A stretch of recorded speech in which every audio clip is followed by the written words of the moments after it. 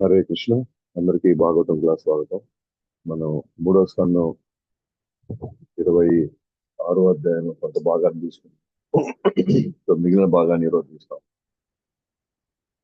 So ముఖ్యంగా దేవహూతి అమ్మవారు కపిల భగవానుడితో జీవుడికి ప్రకృతికి భగవంతుడికి ఉన్న సంబంధాన్ని బాగా అర్థమయ్యేటట్టు చెప్పమని చెప్తున్నారు. ఎందుకంటే ప్రకృతి లక్షణాలు వేరున్నాయి, జీవుడి లక్షణాలు వేరుగా ఉన్నాయి, భగవంతుడి లక్షణాలు వేరుగా ఉన్నాయి. ఎవరెవరు ఏ విధంగా ప్రవర్తిస్తారు లేదా వాళ్ళ వ్యవహార శైలి ఎలా ఉంటుందో అది కరెక్ట్ గా మనం అర్థం చేసుకుంటే అప్పుడు మనకి ఐడియా వస్తుంది ఎవరితో ఎంతవరకు మనం వ్యవహారాలు నడపాలనేది, ఎంతవరకు వాళ్ళతో పెట్టుకోవాలి, ఎవరితో ఎంతవరకు మనం జాగ్రత్తగా ఉండాలి, ఎక్కడ మనం అప్రమత్తంగా ఉండాలి అనే విషయం మనకు అర్థమవుతుంది. సో ఆమె మనలాంటి వాళ్ళ కోసం ఆమె అడిగేటువంటి ప్రశ్నలకి మనల్ని ఒక విధంగా చెప్పాలంటే ఆ, ఎవరైతే ఈ విషయాల్ని క్షుణ్ణంగా అర్థం చేసుకుంటారో వాళ్ళే అసలైన జ్ఞానంలో ఉన్నట్టు. ఈ మ్యాథ్స్, ఫిజిక్స్, ఈ కెమిస్ట్రీలు, ఏదో ఈ ఇంజనీరింగ్లు, అది మెడికల్స్, ఇవన్నీ యాక్చువల్ గా ఇప్పుడున్న కాలం గడపడం ఏదో కొంత 4,000 లోపల పోవడానికి అది కొంతవరకు ఉపయోగపడుతుంది. అయినా అది లేకపోయినా కూడా ఆ, భగవంతుడు ఏ టైంకి ఎవరికి ఎంత ఆహారం రావాలని తప్పిస్తాడు. లేకపోతే జంతువులు ఏమి చదువుతున్నాయా, వాటికి ప్రకృతి వాటికి కావాల్సిన వాళ్ళు చేస్తూ ఉన్నారు. అంటే జంతువులకి మనకు ఉన్న తేడా అంటే జంతువుకి ప్రకృతి ఏంటి, భగవంతుడు ఏంటి, తానేంటి, వాళ్ళ మధ్య ఉన్న వ్యవహారం అర్థం చేసుకునే అవకాశం లేదు. కానీ మానవులో మనకు అవకాశం ఉంది. అప్పుడు మనం ఎగ్జాక్ట్ గా ఆ ఆ జ్ఞానం సంపాదించిన వాడు మాత్రమే ఇక్కడ ప్రశాంతంగా ఉండగలుగుతాడు, భవిష్యత్తులో ప్రశాంతంగా ఉండబోతాడు. ఎందుకంటే ఎవరు ఎంత మాత్రం ఎవరు ఏ విధంగా వ్యవహరిస్తారు, వాళ్ళ లక్షణాలు ఏంటో మనకు కరెక్ట్గా అర్థం చేసుకుంటే అప్పుడు ప్రకృతి మనల్ని ప్రభావితం చేస్తుంది, ప్రకృతి నన్ను ఇబ్బంది పెడుతుంది. ఇప్పుడు దాకా నేను ప్రకృతి నా అనుభవం కోసం, అంటే నేను ఎంజాయ్ చేయడం కోసం ప్రకృతి ఉందన్నమాట అనేటువంటి ఒక భ్రమలో ఉన్న మనము అసలు యాక్చువల్గా ఇప్పుడు మనకి అర్థమవుతోంది యాక్చువల్గా అది కాదు. యాక్చువల్గా ఈ రోజు నేను ఈ దుఃఖానికి కారణమే ఈ ప్రకృతి. వాస్తవం నేను దాన్ని అనుభవించట్లేదు అసలు, కానీ నేను అనుభవించాలనే క్రమంలో నేను ఇంకా ఎక్కువ కష్టాలు పడుతున్నాను ఇక్కడ. నేను ఎక్కువ ఈ మోహంలో పడి అసలు నా యొక్క వ్యక్తిత్వాన్ని నేను మర్చిపోతున్నాను, నా ఉనికి నేను మర్చిపోతున్నాను. అంటే నన్ను శాశ్వతంగా అజ్ఞానంలో పెట్టేస్తుంది ఈ ప్రకృతి. కానీ భగవంతుడు చాలా శక్తిమంతుడు. సో తన నుంచి ఎంత వచ్చింది కాబట్టి తన చేతుల్లో మొత్తం ఉంది. తన తలుచుకుంటే నా- ఈ ప్రకృతి నుంచి నన్ను బయట పడేవేయగలుగుతాడు. సో ఓకే, అంటే మనకి భగవంతుడి యొక్క లక్షణాలు తెలిసినాయి. తను ఏం చేయగలడు, తను ఎంతవరకు చేయగలుగుతాడు అది తెలిసింది. ఇప్పుడు మూడోది ఏంది, నేను శక్తిమంతుడినే, కానీ ఈ ప్రకృతి ప్రభావం వల్ల నేను బలహీనుడయ్యాను. ఇప్పుడు నేను ఇంకో శక్తిమంతుడి యొక్క తోడు నేను తీసుకోవాలి. సో ఆ వ్యక్తి నా వైపు ఆకర్షించబడాలి అని అంటే నేను ఏ విధంగా నడుచుకుంటే ఆ శక్తిమంతుడు నా వైపు చూసి నన్ను ఏడు నుంచి నా వల్ల కానిది, నేను ఎప్పుడు ఈ ప్రకృతి నా అంతటా నేను బయటపడలేని నేను ఇంకో శక్తిమంతుడు నాకు చెయ్యి అందిస్తే నేను ఈ ప్రకృతి నుంచి నన్ను ఈజీగా బయటకు లాగేయగలుగుతాను. అనాది కాలంగా నేను ఏమనుకుంటున్నానంటే ఈ ప్రకృతి నేను అనుభవించడానికి ఈ ప్రకృతి ఉందేమో, కాబట్టి మన ఇష్ట ప్రకారంగా వాడేద్దాము, మన ఇష్ట ప్రకారం మనకి ఏది ఇష్టపడి ఇచ్చేసేద్దాము, ఎలా తోస్తే అలా మనం జీవించేద్దాం అనే ఇదిలో ఉన్నాను. ఇప్పుడు నాకు అర్థం అవుతా ఉంది, నేను దాన్ని అనుభవించే కొంది నేను ఇంకా దాంట్లోకి వెళ్తూ ఉన్నాను. ఎందుకంటే ఈ లక్షణాలు తెలుసుకుంటేనే మనం ఎంత డేంజర్ పొజిషన్ లో ఉన్నా మనకు అర్థం అవుతుంది. అందుకని ఈ మూడు ఇంపార్టెంట్ అనమాట: ప్రకృతి, జీవుడు, పరమాత్ముడు అంటే భగవంతుడు. వీళ్ళ ముగ్గురు గురించి మనకు తెలియాలి. వీటి గురించి ఎవరైతే క్షుణ్ణంగా తెలుసుకుంటారో వాళ్ళు మాత్రమే ప్రయత్నం చేయడానికి తను ఎంతో కొంత ఆ, తను చూస్తాడు. ప్రయత్నం చేయడానికి మాక్సిమం తన సాయశక్తిలా ప్రయత్నిస్తాడు బయటపడడానికి. అసలు ఆ జ్ఞానమే లేదనుకోండి, మనకేముంది, అందరూ తింటున్నారు మనం తింటున్నాం, అందరూ పరిగిస్తున్నారు అందరూ అందరూ సంసారం నడుపుతున్నారు, నేను సంసారం నడుపుతున్నాను, అందరూ చేస్తున్నారు నేను చేస్తున్నాను. ఆ పాయింట్ ఆఫ్ వ్యూలోకి వెళ్తాం మనం. అందుకని ఇక్కడ క్లియర్ గా అడుగుతా ఉంది, నేను అసలు ఈ జీవుడికి ఈ ప్రకృతితో ఎలాంటి సంబంధం వచ్చింది, భగవంతుడికి ప్రకృతికి సంబంధం ఏంది, అట్లాగే జీవుడికి పరమాత్మకు ఉన్న సంబంధం ఏంది, దాన్ని తెలిపేదే సాంఖ్యయోగం.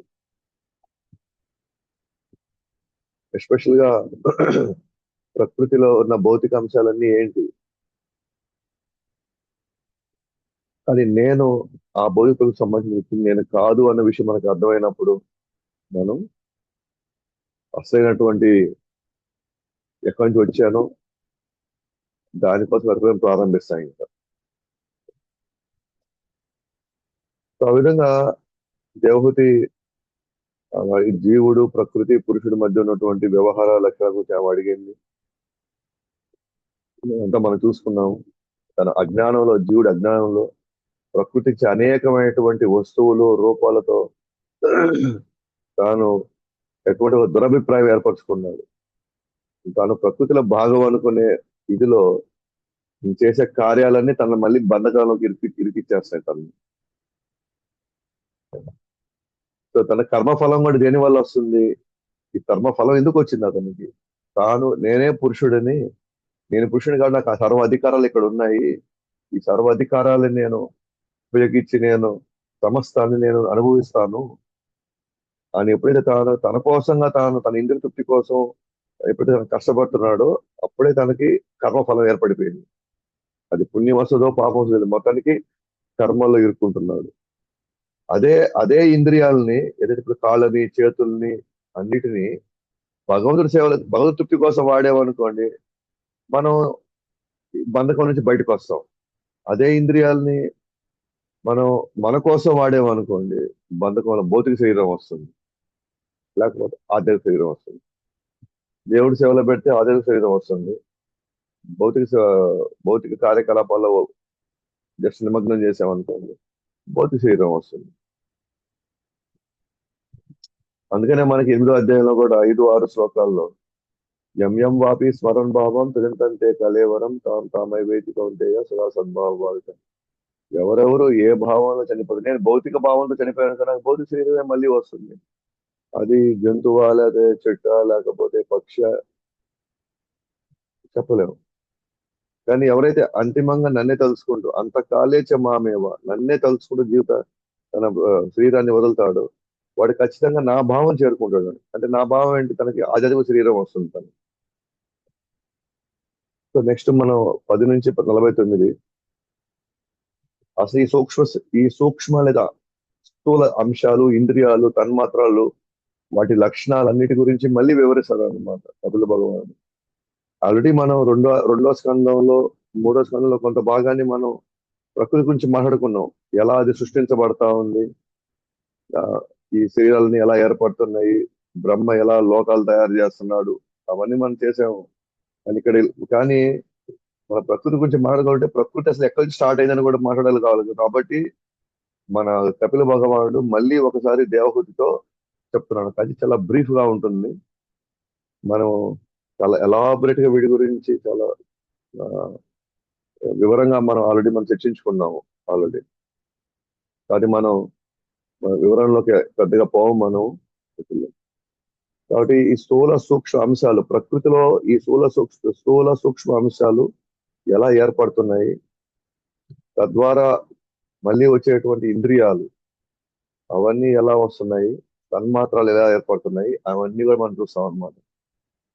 కాబట్టి దేవహూతి ప్రకృతి పురుషుడి లక్షణాల వివరణ కోరింది. సో ప్రకృతి లక్షణాలు, సో ప్రకృతిలో లక్షణాలు ఫస్ట్ ప్రధానం ఉంది. ఆ ప్రధానం యాక్చువల్ చెప్పాలంటే అవ్యక్తమైనది అంటే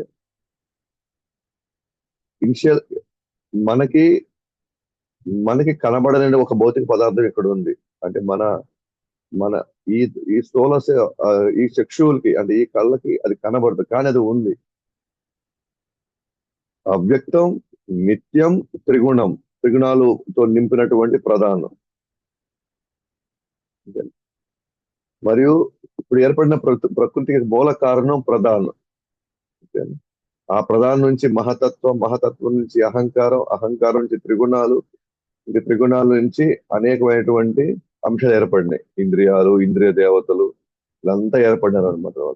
కాబట్టి ఈ ఈ ప్రకృతి, ముఖ్యంగా ఈ ప్రధానం అనేది ఏంటంటే ప్రకృతికి అదే ఆధారం, అలాగే జీవించడానికి కూడా అదే మూలం.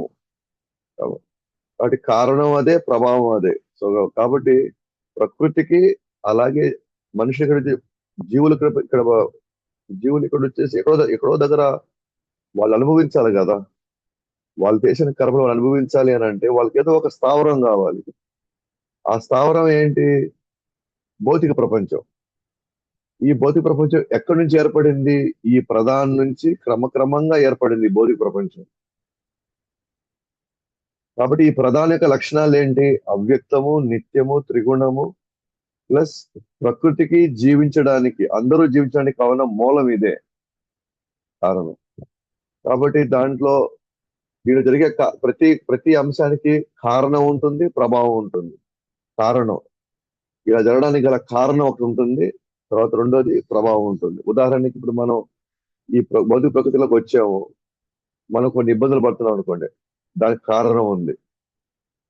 గతంలో నేను చేసిన పనులకి ఈ ప్రకృతిలో నేను వాటి సంబంధించిన శిక్షలు నేను అనుభవిస్తున్నాను. కారణం గతంలో నేను చేసింది. ప్రభావం ఏంటి? ఇప్పుడు నేను అనుభవించేది. దానికి కారణంగా ప్రభావం వస్తుంది. ఇప్పుడు నేను దాని యొక్క ఫలితాలు నేను అనుభవిస్తున్నాను, అదే ప్రభావం. అంటే నా కర్మలు అనుభవించడానికి నాకు ఒక ప్లాట్ఫామ్ కావాలి కదా. నేను చేసినటువంటి కార్యాలకి, అది మంచి అయినా సరే, చెడైనా సరే, దాన్ని నేను అనుభవించాలి అంటే నాకు అనుకూలమైనటువంటి ఒక వాతావరణం కావాలి. అదే భౌతిక ప్రపంచం. భౌతిక ప్రపంచం ఎందుకు ఉంది అని అంటే మనం చేసిన వాటిల్ని అనుభవించడానికి. లేదు నాకు ఇంక వద్దు, నేను ఇంకా చాలు, ఇంక నేను తిరిగి తిరిగి తిరిగి నేను ఇంకా నేను అలసిపోతున్నాను, నాకు ఇంకా అవసరం లేదు అని అంటే దీని నుంచి బయటపడడానికి కూడా ఇదే ప్లాట్ఫామ్. కూడా భౌతిక ప్రపంచమే ప్లాట్ఫామ్ మనకి. అలాగే ఆ ప్రకృతిలో ఎన్ని అంశాలు ఏర్పడినాయి అంటే 24 అంశాలు ఏర్పడినాయి, ప్లస్ 25 కాలం కూడా దీంట్లో కలిపారు అనమాట. కాలం కూడా ప్రకృతిలో అంతర్లీనంగా ఉంటుంది. ఉదాహరణకి ఏంటి ఆ 24 అంశాలు? పంచభూతాలు 5 ఉన్నాయి: అగ్ని, నీరు, భూమి, ఆకాశం, గాలి. ఓకేనా? 5 తన్మాత్రాలు. తన్మాత్రాలు ఏంటి? శబ్దము అంటే చెవుకి శబ్దము, కంటికి రూపము, స్పర్శ, చర్మానికి స్పర్శ, నాలికి రుచి, ముక్కికి వాసన. దీని ఏమంటారు? తన్మాత్రాలు అంటారు, లేదా ఇంద్రియార్థాలు అంటారు. తన్మాత్రాలు. ఒక 10 ఇంద్రియాలు ఉన్నాయి. ఏంటో ఇంద్రియాలు? జ్ఞానేంద్రియాలు 5, కర్మేంద్రియాలు 5, మొత్తం 10. 10 + 5 తన్మాత్రాలు, 5 పంచభూతాలు, మొత్తం వాడికి 20 అయినాయి. ఓకేనా? ఇంకా లాస్ట్ 4 అంతఃకరణాలు అంటారు వీటిని. అంతఃకరణం అంటే అంతర్గతంగా ఉండేది. మనసు, బుద్ధి, చిత్తము, అహంకారం.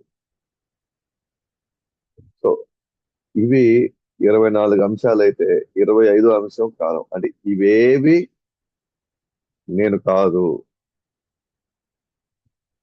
ఇవేవి నేను కాదు. నా మీద బలవంతంగా నన్ను ఈ భౌతిక ప్రపంచాన్ని బంధించేవి అన్ని కూడా. కానీ మనకి మనకి ఇవి ఏ విధంగా అనిపిస్తాయంటే ఇవన్నీ నా ఆనందం కోసమే ఉన్నాయేమో అనే భ్రమలో, లేదా అజ్ఞానంలో, ఆ భ్రమలో మనం ఉంటున్నాం. ఓ చేతులు నాకు ఎందుకు ఇచ్చాడు? దాంతో నాకు ఏది ఇష్టమైతే తినడానికి, లేదా ఏది ఇష్టమైతే వాడిని ఎవరైనా చంపడానికి, లేదా ఎవరైనా మనం కొట్టడానికి అనుకుంటున్నాం మనం. చెయ్యి నాకు ఉంది అంటే నా ఇష్ట ప్రకారంగా వాడచ్చు అని కాదు. దీన్ని ఏ విధంగా వాడితే నేను అత్యంత లాభాన్ని పొందుతాను నేను.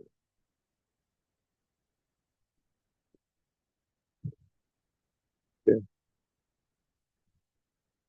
సో ఈ చెయ్యి లేదా ఈ శరీరము లేదా ఈ అవయవాలు లేదా సూక్ష్మంగా వెళితే మనసు, బుద్ధి, అహంకారం, చిత్తం ఇవేవి కూడా నేను కాదు.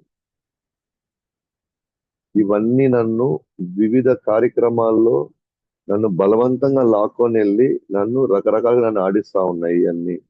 కానీ యాక్చువల్గా నాకు వాటికి ఎటువంటి సంబంధం లేనే లేదు అసలు.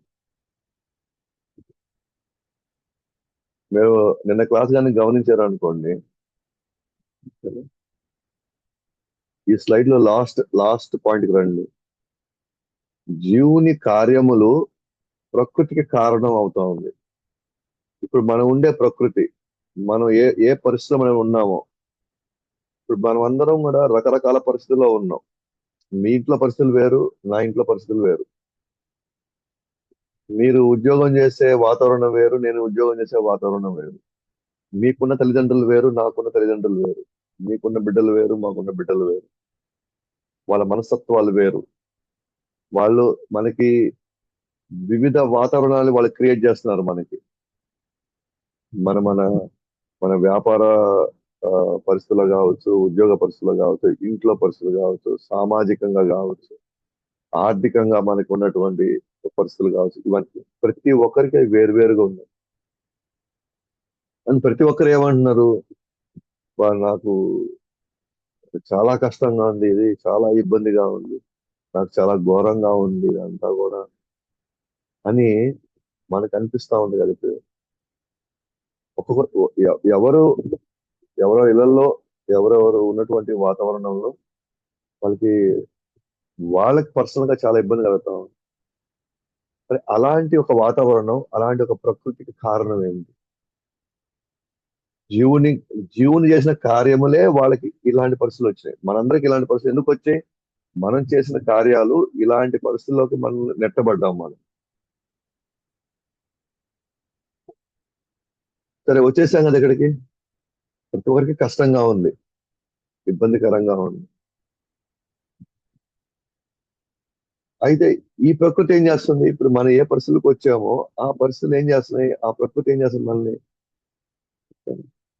మళ్ళీ మనకి కొత్త కోరికల్ని, కొత్త పరిస్థితులు మళ్ళీ అది క్రియేట్ చేస్తుంది మనకి. సో దట్ మనం మళ్ళీ కర్మలు చేసి మళ్ళీ ఇంకో జన్మలో ఇంకొక రకమైన వాతావరణంలోకి వెళ్ళడానికి మనకి ఇప్పుడున్న ఈ ప్రకృతి మనల్ని ఇబ్బంది పెడుతుంది ఇప్పుడు.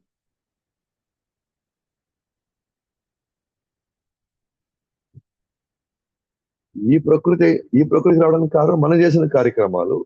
ఈ ప్రకృతి ఇలాంటి ఒక ప్రకృతిలో మనకు వచ్చాం ఇప్పుడు. ప్రకృతి అంటే దయచేసి ఈ ఈ- ఈ మన చుట్టూ ఉన్న ఇది కాదు.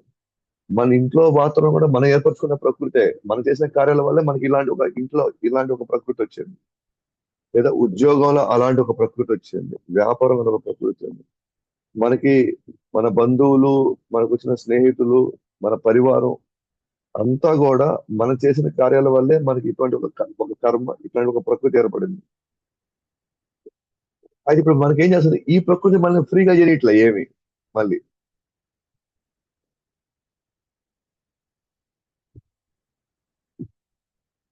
మనల్ని దానికి ఆ ప్రకృతి మనకి ఏం చేస్తుంది?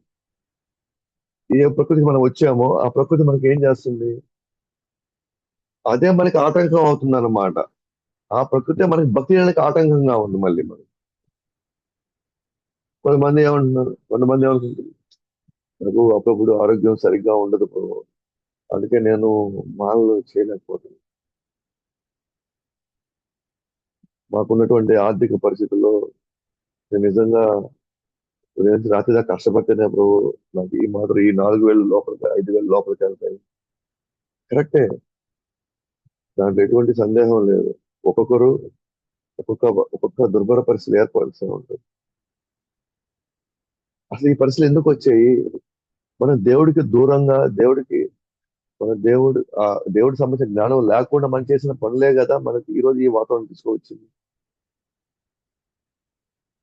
మళ్ళీ ఇప్పుడు ఇది తెలుసుకొని కూడా మళ్ళీ ఇప్పుడు మనం దానికి సంబంధించిన పోరాటం చేయకపోతే, దానికి సంబంధించినటువంటి ఆ, ప్రయత్నం చేయకపోతే, మళ్ళీ ఇదే వాతావరణమే, ఇదే ప్రకృతే మళ్ళీ మనకి మనం చేసే కార్యాలు మళ్ళీ మనం ఇంకో ప్రకృతిలోకి మళ్ళీ బలవంతంగా ఇంకో ప్రకృతిలో తీసుకెళ్ళబోతున్నాడు. ఇప్పుడు ఆ ప్రకృతిలో మళ్ళీ ఏం చేస్తారు మళ్ళీ? అది కూడా ఫ్రీగా మనం వదలదు కదా. ఏ ప్రకృతికి మనం ఫ్రీగా వదలదు ఇక్కడ. మనమే దారి తీసుకోవాలి, మనమే ఏదో ఒక దారి ఏర్పరచుకోవాలి మనమే.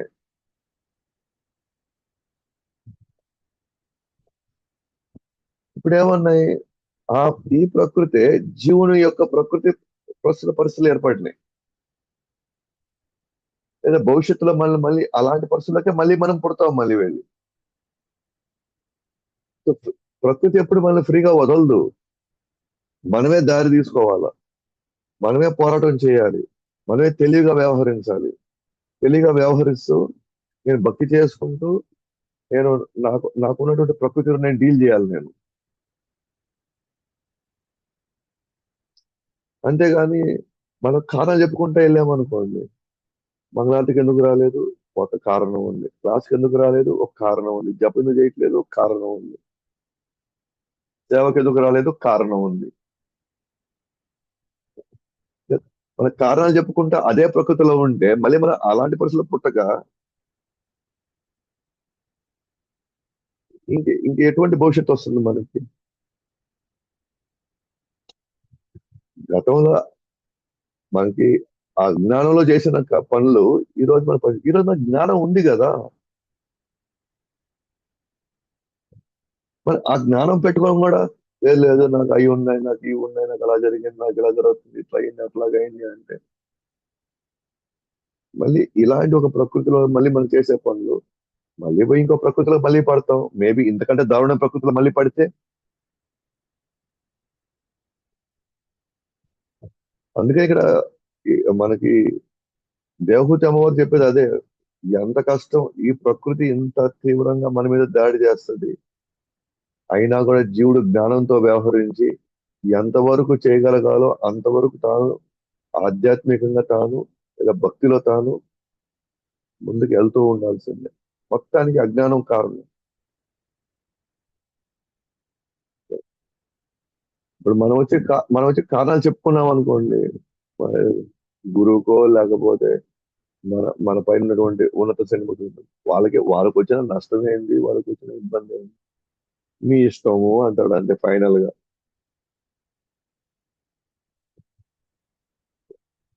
ఎందుకంటే నేను దారి చూసుకోవాలి, నేను దారి వెతకాలి, నేను పోరాడాలి. అప్పుడే ఈ వాతావరణం మనం కొంతైనా మార్చగలుగుతాం.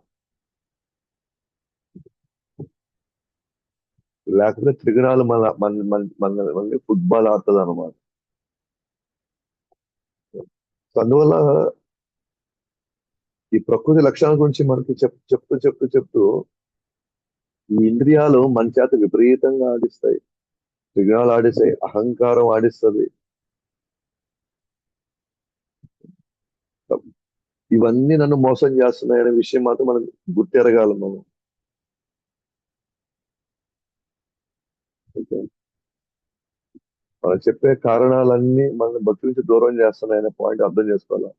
భక్తిలో నుంచి దూరం వెళ్ళే ప్రతి పని మనం దానికి సమాధానం చెప్పే తీరాలి, ఇప్పుడు కావచ్చు లేదా భవిష్యత్తులో అయినా సరే. మనం సమాధానం చెప్పే తీరాలి మనం. టెంపరీగా మనం తప్పించుకోవచ్చు 100 కారణాలు చెప్తాను, కానీ భవిష్యత్తులో మళ్ళీ మనమే దానికి సమాధానం చెప్పాలి. అందువల్ల ఇక్కడ ఈ ప్రకృతి రకరకాలుగా మనల్ని ఆడిస్తా ఉంది. మనం చాలా బలహీనం అయిపోయాం, ఎందుకంటే మనకి ఆధ్యాత్మిక సాధన లేకపోతే బలహీనంగానే ఉంటాం. కాబట్టి ఫుల్ ఛార్జ్ తీసేసుకుంటుంది ప్రకృతి మన మీద. ఎట్లా కావాలంటే అట్లా ఆడిస్తుంది మనం. మనం ఏం చేయాలి? ఆధ్యాత్మిక సాధన పెంచుకుంటే మనం ఏంటంటే రోగ నిరోధక శక్తి ఎప్పుడైతే మనం పెంచుకుంటామో అప్పుడు ఊరికే మనం జబ్బులు పాలన పడం కదా. అట్లానే ఎప్పుడైతే మన ఆధ్యాత్మిక బలాన్ని మనం పెంచుకుంటామో అప్పుడే ఈ ప్రకృతి దాడుల్ని మనం అర్థం చేసుకొని గమనించుకొని దాన్ని ఎలా తప్పించుకోవాలి, దాన్ని ఎలా అధిగమించాలి అనే విషయం మనకు కావాల్సిన ఆ ధైర్యం, ఆ తెలివితేటలు, ఆ బలము వస్తాయన్నమాట. కాకపోతే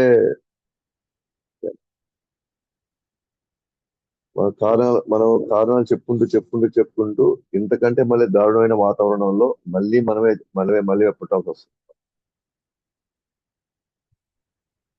సో ఈ తన్మాత్రాలన్నీ ఎలా ఏర్పడినాయి? తన్మాత్ర అంటే శబ్దము, రూపము, స్పర్శ, రుచి, వాసన అనేది మనకి చాలా క్లియర్ గా ఇక్కడ ఎక్స్ప్లెయిన్ చేస్తుంటారు అనమాట. ఫస్ట్ శబ్దం వచ్చింది అంటే భగవంతుడు ఓంకారంతో వచ్చిందంటారు. లేకపోతే గాయత్రి మంత్రంతో ఏర్పడిన కొన్ని పురాణాలు చెప్తాయి. మొత్తానికి భగవంతుడు యొక్క శబ్దము ఫస్ట్ బయటకు వచ్చింది. ఆ శబ్దము నుంచి ఏమొచ్చింది? ఆకాశం వచ్చింది.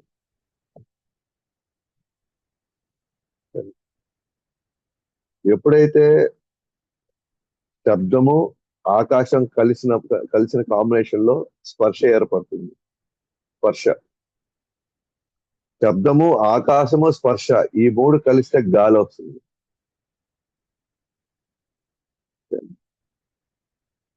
ఇప్పుడు శబ్దము, ఆకాశము, స్పర్శ, గాలి ఈ నాలుగు కంబైన్ అయితే రూపం వస్తుంది.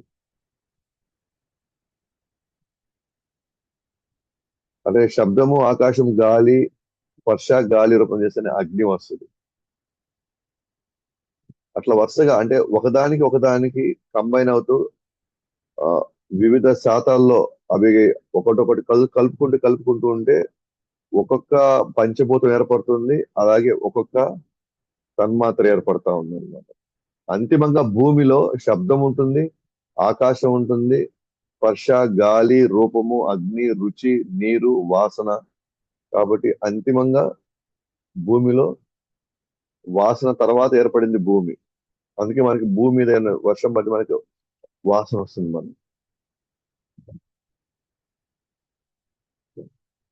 అంటే ఆ విధంగా ఒక తర్వాత ఒకటి మనకి తన్మాత్రాలు ఏర్పడినాయి. అలాగే పంచభూతాలు ఏర్పడింది. బట్ స్టార్ట్ అయింది మాత్రం శబ్దం నుంచే. ఆ తర్వాత కార్య సృష్టి. ఇది కూడా మనం చాలాసార్లు చెప్పుకున్నాం ఆల్రెడీ రెండో స్కందంలో. కార్య సృష్టి. భగవంతుడి కాలము భగవంతుడు కాల కర్మ స్వభావంతో ప్రధానంలోకి ప్రవేశించాడు. ఫస్ట్ మనం చెప్పుకున్నాం కదా, ఇక్కడ ప్రధానం ఉంటుంది.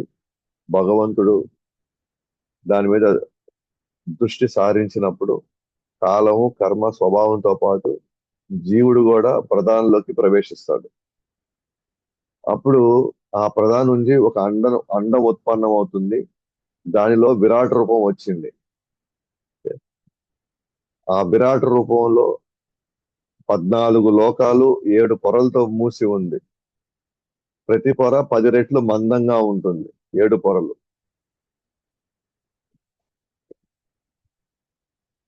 ఆ విరాట్ రూపంలో వివిధ అంగాలు సృష్టించడం జరుగుతుంది. ఇది కూడా మనం చెప్పుకున్నాం. భగవంతుడి యొక్క స్థూల ఇంద్రియము తర్వాత అది విరాట్ రూపంలో సూక్ష్మ ఇంద్రియం కింద ఏర్పడి ఇంద్రియ దేవత కూడా ఏర్పడుతుంది. అంటే ఈ ఈ ఇంద్రియాలు ఎలా ఏర్పడినాయి దానికి మనకి ఇక్కడ వచ్చే ఉదాహరణలు అన్నమాట. సపోజ్ భగవంతుడు మాట్లాడాలి అనుకున్నాడు అనుకోండి.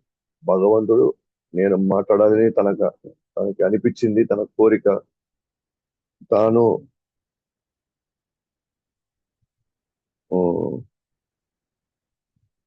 ఆ, తన నోటి ద్వారా శబ్దాన్ని సృష్టించాలనుకున్నాడు. ఇదేంటి? నోరు అనేది స్థూల మన బయట కనిపించే స్థూల ఇంద్రియం. కానీ సూక్ష్మ ఇంద్రియం ఏంటి? వాణి. ఓకే. ఆ వాణి మనకు కనబడదు. నోరు కనబడుతుంది కానీ వాణి మనకు కనబడదు. కానీ లోపల ఆ లోపల వాయిస్ బాక్స్ ఉంది, స్వరపేటిక. అది సూక్ష్మ ఇంద్రియం అన్నమాట. ఎప్పుడైతే భగవంతుడు మాట్లాడాలనుకున్నాడో విరాట్ రూపంలో అది సూక్ష్మ ఇంద్రియం కింద మారింది. సూక్ష్మ ఇంద్రియం విరాట్ రూపంలో. దాంతో పాటు ఏర్పడారంటే ఇంద్రియ దేవత కూడా ఏర్పడారు దాని తర్వాత. ఎవరు ఇక్కడ? అగ్ని. సో భగవంతుడు మాట్లాడాలనుకున్నాడు కాబట్టి ఆయనకి నోరు వచ్చింది. కేవలం నోరు వస్తే సరిపోదు, మనం కమ్యూనికేట్ చేయాలి కాబట్టి స్వరపేటికి కూడా కావాలి. ఒట్టి నోరు కనుక ఓన్లీ తింటాం, అది ఏది పడితే అది అరిచేస్తాం. కానీ స్వరపేటికి కావాలి మనం ప్రాపర్ గా మనం విషయాన్ని అందజేయడానికి. అది సూక్ష్మేంద్రియం, అది విరాట్ రూపంలో ఏర్పడింది. దాంతో ఇంద్రియ దేవత ఏర్పడింది. అంటే పాయింట్ ఏంటంటే ఇక్కడ భగవంతుడి వల్లనే మనకి నోరు వచ్చింది. భగవంతుడి వల్లే ఈ రోజు నాకు ఇటువంటి మంచి చెవులు వచ్చాయి. భగవంతుడే మూలం అని చెప్పడానికి ఒక ఎగ్జాంపుల్ అనమాట. అంతే. భగవంతుడు కోరుకున్నాడు, విరాట్ రూపంలో ఏర్పడింది, అదే జీవుల్లో ప్రవేశించింది కూడా. అది కళ్ళైనా, చేతులైనా, కాళ్ళైనా, ఇంద్రియాలు కావచ్చు, ఏదైనా సరే అది భగవంతుడు మనకిస్తే, భగవంతుడు మనలో అది అమర్స్తేనే మనం ఈరోజు వాటిని వాడుకొని భగవంతునే తిడుతున్నాం అన్నమాట. భగవంతుని నువ్వు ఎవడు అంటున్నామా? భగవంతుడి నుంచి మనం పొంది మళ్ళీ వాటిల్ని భగవంతుని దూషించడానికి మనం వాడుతున్నాం. ఇప్పుడు మనకు తెలుసుకోవాల్సిందంటే, అరే ఎంతమందికి అసలు మాటలే రావట్లేదే, మాటలు లేవు వాళ్ళకి, మాటలు రావు. వాళ్ళతో పోలిస్తే భగవంతుడు నాకు ఈ మాటలు ఇచ్చాడంటే నేను ఎంత కృతజ్ఞతగా ఉండాలి భగవంతుడికి. నెక్స్ట్ ఏమంటాడు? భగవంతుడు చూడాలనుకున్నాడు కాబట్టి సూక్ష్మ చక్షు. చాలా మంది దగ్గర కళ్ళుకి ఉన్నాయి. ఇప్పుడు గుడ్డి వాళ్ళకు కూడా ఈ భౌతిక కళ్ళు అయితే కనిపిస్తాయి కదా మనకి, కానీ లోపల చూసే ఆ ఆ విజన్, ఆ దృష్టి లేదు వాళ్ళ దగ్గర. దాన్ని ఏమంటారు? చక్షు అంటారు. దాన్ని సూక్ష్మ ఇంద్రియం చక్షు అనేది. మరి ఇంద్రియ దేవత ఎవరు? సూర్యుడు. ఎప్పుడైతే భగవంతుడు చూడాలనుకున్నాడో అప్పుడు కళ్ళు ఏర్పడింది, దాంతో పాటు ఇంద్రియ దేవత ఏర్పడింది. కాబట్టి భగవంతుడి దయ వల్లనే మనకి కళ్ళు వచ్చినాయి. అసలు భగవంతుడికి ఆ కోరిక రాలేదనుకోండి, మనకి కళ్ళు ఉండవు, ఇక్కడ మన ఇంద్రియాలు ఉండవు. ఏ ఏ ఇంద్రియాలతో ఈ రోజు మనం ఆ అక్కడికి ఇక్కడికి పరిగిస్తూ డబ్బులు సంపాదించి ఎంతో కొంత నా ఫ్యామిలీతో నేను హ్యాపీగా ఉన్నాను, దానికి కారణం కూడా భగవంతుడే, మనం పట్టించుకున్నా పట్టించుకోకపోయినా. అలాగే చెవులు కావచ్చు, ముక్కు కావచ్చు, అన్ని కూడా భగవంతుడు దయదలిచాడు. భగవంతుడు అవి సృష్టించాలనుకున్నాడు, అవి మనకి ఏర్పాటు చేశాడు. ఎందుకంటే మనం అనుభవించాలని చెప్పాం కదా, నేను నీకంటే ఎక్కువ అనుభవించాలన్నాం కాబట్టి అటు నీకు ఇంద్రియాలు ఇస్తాను, తీసుకో. నువ్వు నువ్వు నువ్వు ఆ ఇంద్రియాలతో నీ ఇష్ట ప్రకారం నువ్వు చేసుకో. కానీ ఆ ఇంద్రియాలతో నువ్వు నా సేవకే ఉపయోగించావనుకో, నేను నీకు అనంతమైనటువంటి ఆనందాన్ని, ప్రశాంతాన్ని లేదు. నీ ఇష్ట ప్రకారం నువ్వు వాడేవనుకో, నువ్వు మళ్ళీ ఇంకొక వికృతమైనటువంటి ప్రకృతిలోకి మళ్ళీ నువ్వు ప్రవేశిస్తావు మళ్ళీ అని చెప్తున్నాడు. అర్థం అనమాట. అండ్ ఫైనల్ గా విరాట్ రూపం ఏర్పడింది, ఇంద్రియాలు ఏర్పడినాయి, అన్ని ఏర్పడినాయి.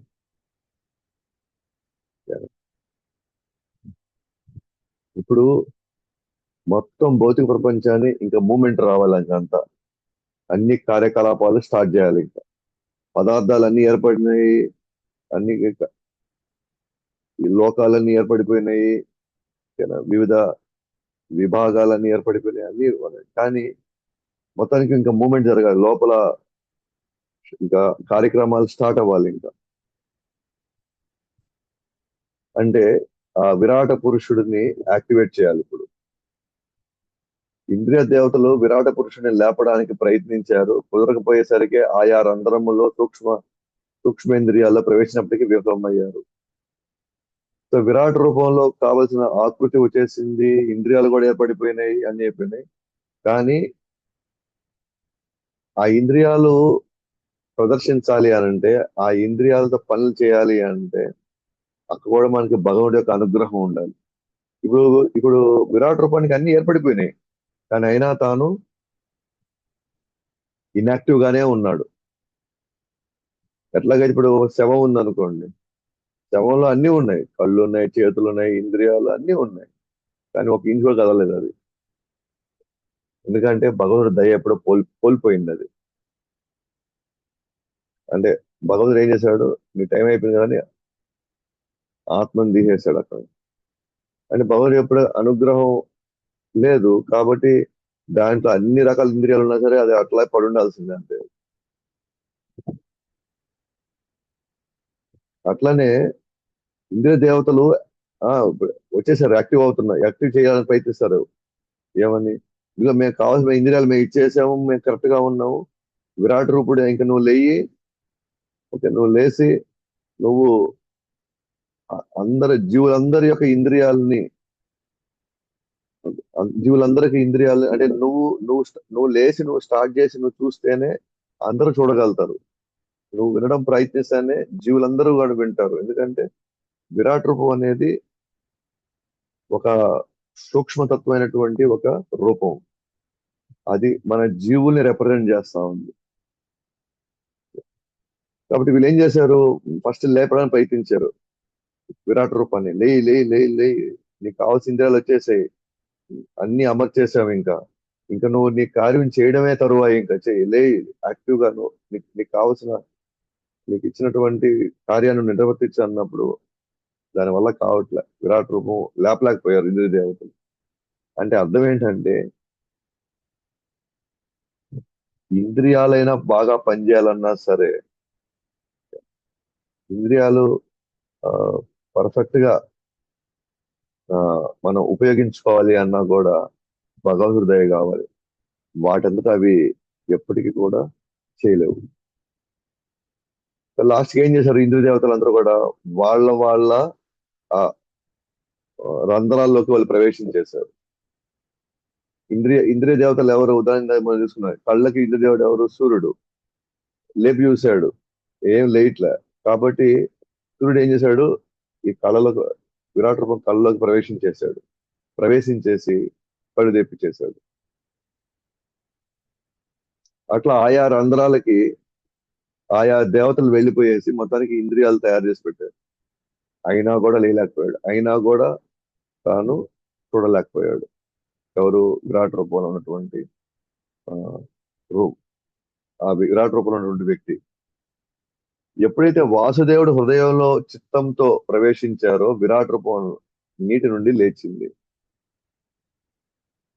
ఎప్పుడు వచ్చాడు, పరమాత్ముడు లోపలికి ఎంటర్ అయితే వాసుదేవుడు ఆయన లోపలికి ప్రవేశిస్తే గాని విరాట్ రూపంలోకి ప్రాణం రాల. అందుకనే పరమాత్ముడు జోక్యం చేసుకోకపోతే ప్రాణము, మనసు, బుద్ధి నిద్రపోయే వ్యక్తిని లేపలేవు. అల్టిమేట్ గా భగవంతుడు కావాల్సింది. సాంఖ్యయోగం వివరణ ఇవ్వడానికి గల లక్ష్యము పరమాత్ముడిని భక్తితో, అనాసక్తి మరియు ఆధ్యాత్మిక జ్ఞానంతో అర్థం చేసుకోవాలి. కపివాడు ఇంత జ్ఞానం నేను ఎందుకు ఇస్తున్నానంటే, సాంఖ్యయోగాన్ని ఎందుకు ఇస్తున్నానంటే, ముఖ్య ఉద్దేశం ఏంటి అని అంటే, పరమాత్ముడిని భక్తితో, అనాసక్తితో, ఆధ్యాత్మిక జ్ఞానంతో అర్థం చేసుకోవాలి. అంటే భగవంతుడు లేకపోతే మనం ఒక ఇంచు కూడా, ఒక క్షణం కూడా మనం ఏం చేయలేము ఇక్కడ. ఏది జరగాలన్నా సరే భగవంతుడి యొక్క అనుగ్రహం లేకపోతే మనం చేయలేము. కాబట్టి భగవంతుడిని భక్తితో మనం చేసుకునే కొంది అనాసక్తి, భౌతిక ప్రపంచం మీద అనాసక్తి ఉండాలి. భౌతిక ప్రపంచం అంటే మనకి విరక్తి కలగాలి. ఆధ్యాత్మిక జ్ఞానంతో అర్థం చేసుకోవాలి. అర్థం చేసుకోవాలి. సెంటిమెంట్ తో ఫాలో కాకూడదు భక్తి. బాగా అర్థం చేసుకోవాలి. సిద్ధాంతాన్ని అర్థం చేసుకోవాలి. తత్వాన్ని అర్థం చేసుకోవాలి. అప్పుడు ఓకేనా, మనం పర్ఫెక్ట్ గా భగవంతుడి సేవలోకి వెళ్ళగలుగుతాం. ఆ సేవ ద్వారా కొంచెం మనం పూర్తిగా బయటపడగలం. సో హోల్ పాయింట్ ఏంటంటే ఇక్కడ ఇది ఆ, దేవహూతి అమ్మవారితో ఆ, కపిల భగవాన్ చెప్తాను అన్నమాట. అమ్మ, ఈ ప్రకృతి అంతా, ఇదంతా కూడా ఇది ఈ రోజు మన యొక్క అజ్ఞానానికి కారణమైంది. మరి ఈ ప్రకృతి మన మీద ఎందుకు దాడి చేస్తుంది? మనం చేసిన కార్యాల వల్లే ఇది దాడి చేస్తుంది. అయినప్పటికీ కూడా మనం భక్తి చేసుకుంటే ఈ వలయం నుంచి మనం బయటపడవచ్చు. ఎందుకంటే దేవుడు చాలా పరమాత్మ లేదా దేవుడు చాలా శక్తిమంతుడు. మనం కూడా శక్తిమంతులమే. కానీ ఈ ప్రకృతి యొక్క ప్రభావం మన మీద నుంచి బయటికి వెళ్ళాలి అని అంటే మన శక్తిమంతుడు అంటే భగవంతుడి యొక్క తోడు తీసుకోవాలి. ఆయన ఎప్పటికీ మర్చిపోకూడదు. ఆయన భావంలోనే మనం కృతజ్ఞతా భావంతో మనం మన యొక్క బాధ్యతలు నిర్వర్తించి అంతిమంగా ఈ ప్రకృతి ఈ మాయ నుంచి మనం బయటికి రావచ్చు. సో అన్న విషయాన్ని మనకి ఇక్కడ రానున్నాం.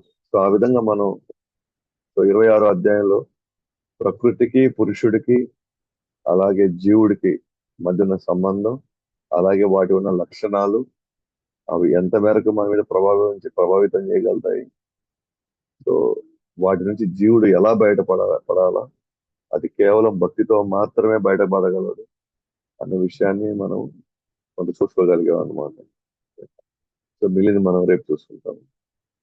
గ్రంథరా శ్రీమద్ భాగవతంకి జై. అనంత కోటి వైష్ణవ వృందకి జై. శ్రీమతో గౌరవం మనం